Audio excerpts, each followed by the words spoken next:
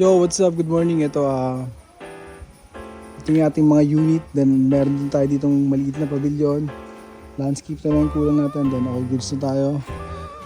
Meron tayo ditong Lipa unit, Amadeo, then Balay. So ito yung balay natin, concrete to.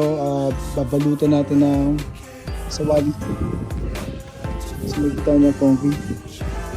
Tara pasukan natin yung balay.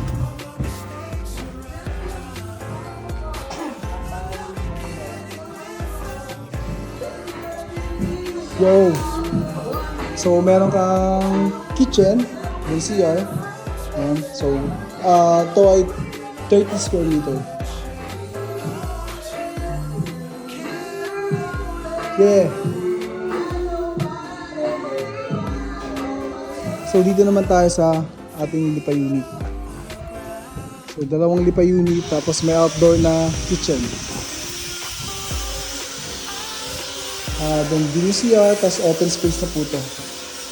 So may tutuan din dyan.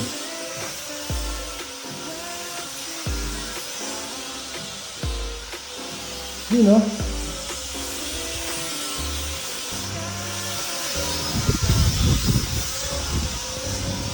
Then ito naman, lipa unit din, balay unit. Then ito yung ating swimming pool. So meron siyang kiddie pool, tapos meron pang adults. You know. Then waterfalls, shower, pump room. Then ito, Amadeo unit natin with outdoor kitchen. Tara, pasukin natin.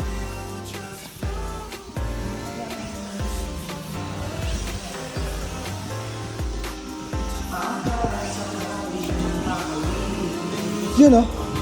Dito yung loft, then spiral stair tayo, then CR. Hindi na muna natin nakakit kasi medyo magulo pa yung taas natin. Konting linis pa tayo.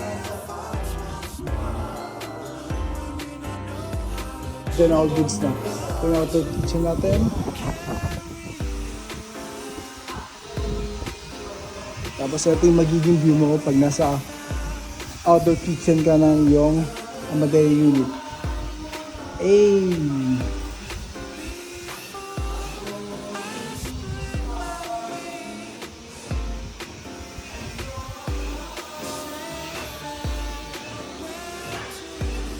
Yun lang, maraming salamat po. PM lang po sa mga gusto magpagawa ng mga tiny house.